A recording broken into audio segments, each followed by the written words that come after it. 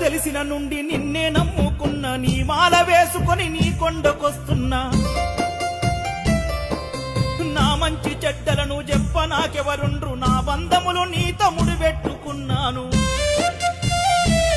దారులే మూసుకున్నాయిరా దర్శనం దారే కనరాదురా నిన్ను చూడని మాలెందుకు కొండ చేరని దీక్షెందుకు నా ఎద నిండా బాధలు ఎవరితో చెప్పుకోను అయ్యా నాకున్న దిక్కు నువ్వొక్కడే